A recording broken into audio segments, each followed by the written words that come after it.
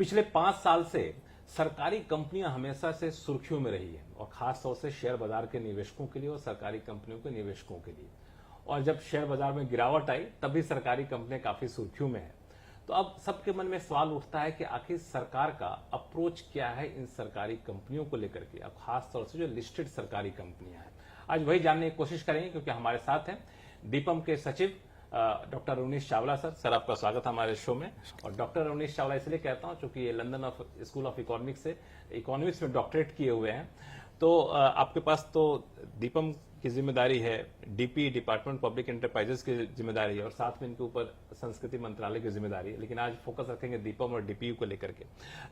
मेरा पहला सवाल यह है कि पिछले 5 साल में सरकार लगातार जो लिस्टेड खासतौर सरकारी कंपनियां हैं उन पर ज्यादा फोकस करती रही है। तो अप्रोच में क्या बदलाव आया है, फिर कहें कि अभी किस अप्रोच से आप सरकारी कंपनियों को देख रहे हैं? धन्यवाद। पब्लिक एंटरप्राइजेज या सरकारी कंपनियों के लिए हम वैल्यू क्रिएशन स्ट्रैटेजी या अप्रोच के तहत काम करते हैं। इसका अर्थ है value creation not just for the promoter which is government but value creation for minority shareholders who are ordinary shareholders, जो आम आदमी, जो आम नागरिक या सीनियर सिटीजन अपनी छोटी सी कमाई को इसमें इन्वेस्ट करता है। और आज इन्वेस्टमेंट के बहुत से माध्यम हैं, म्यूचुअल फंड्स हैं, कुछ लोग डायरेक्टली इन्वेस्ट करते हैं, उनके लिए वैल्यू क्रिएशन। और कोई भी value creation strategy composite strategy होती है। इस आप पूछेंगे कि ये कॉम्पोजिट स्ट्रैटेजी क्या है, तो इस कॉम्पोजिट स्ट्रैटेजी के 4 मुख्य पहलू हैं। पहला पहलू है corporate performance. DP public enterprise department एक नोडल डिपार्टमेंट है पब्लिक एंटरप्राइजेस के भारत सरकार का, और उसके तहत हर साल हम हर पब्लिक एंटरप्राइजेस से एक एमओयू करते हैं और उस एमओयू के आधार पर उसकी रैंकिंग होती है, उसकी परफॉर्मेंस रैंकिंग होती है और उसमें हर तरीके से उस कंपनी की परफॉर्मेंस को देखा जाता है, जांचा जाता है। इसके अतिरिक्त सेकेंड इंपॉर्टेंट पहलू इस स्ट्रैटेजी का कैपिटल इन्वेस्टमेंट है, कैपेक्स। अर्थात ये कंपनीज अपने रिसोर्सेज को आगे कैसे इन्वेस्ट कर रही हैं देश के हित में। और तीसरा पहलू जो बहुत इंपॉर्टेंट है, बहुत सिग्निफिकेंट है ऑर्डिनरी इन्वेस्टर्स के लिए, माइनॉरिटी स्टेक होल्डर्स के लिए, वो है डिविडेंड पॉलिसी।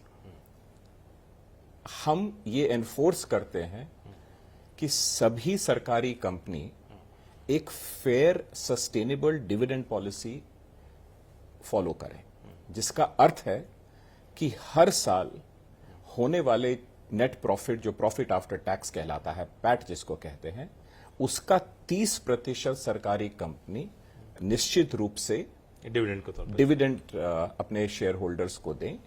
और अगर मान लीजिए इस साल थोड़ा सा पैट कम भी है लेकिन उनके पास रिजर्व्स हैं, उनकी नेट वर्थ पॉजिटिव है, तो उसका 4%, इन दोनों में से जो ज्यादा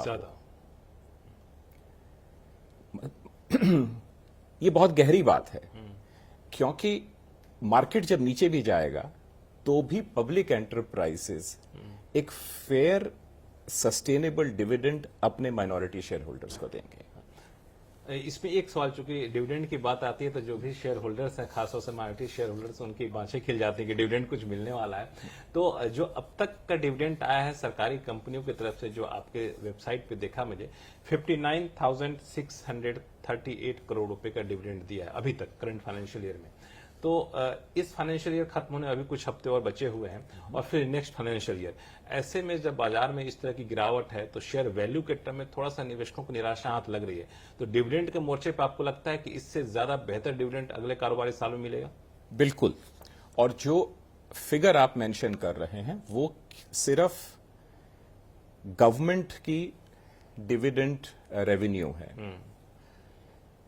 जो टोटल डिविडेंड पब्लिक एंटरप्राइजेज ने बांटा है, डिस्ट्रीब्यूट किया है, वो पिछले साल 1.05 करोड़ था, पिछले से पिछले साल। उससे पिछले साल 1.2 करोड़ था, और इस साल अपेक्षा है कि जब मार्च खत्म होगा तो यह 1.3 से 1.4 करोड़ के बीच होगा। अच्छा, पिछले साल से ज्यादा हो गया। लगभग 10% ज्यादा होगा। और यह तब है जब शेयर मार्केट में करेक्शन हो रही है। उसके बावजूद भी पब्लिक एंटरप्राइजेज इस नीति के तहत अपने प्रॉफिट आफ्टर टैक्स का कम से कम 30% या नेटवर्थ का कम से कम 4%, जो ज्यादा हो, वो डिविडेंड शेयर होल्डर्स को देंगे, माइनॉरिटी शेयर होल्डर्स को देंगे। तो मेरा सुझाव आम नागरिकों से और शेयर होल्डर से, माइनॉरिटी शेयर होल्डर से या ऐसे सीनियर सिटीजन्स या आम नागरिक जो अपनी सेविंग्स को म्यूचुअल फंड्स के माध्यम से और म्यूचुअल फंड मैनेजर से, मेरा यह सुझाव होगा कि अपने पोर्टफोलियो का कुछ हिस्सा अवश्य पब्लिक एंटरप्राइज में डालें, क्योंकि वहां पे आपको सस्टेनेबल डिविडेंड रेवेन्यू मिलेगी गवर्नमेंट पॉलिसी के तहत, और मार्केट कितना भी डाउन जाए वो डिविडेंड इनकम आपकी कम नहीं हो। बिल्कुल आपने बहुत बड़ी बात कह दी हमारे जो रिटेल निवेशक है खास तौर से उनके लिए। तो इस साल तो आप कह रहे हैं 10% डिविडेंड ज्यादा मिलेगा पिछले साल के मुकाबले।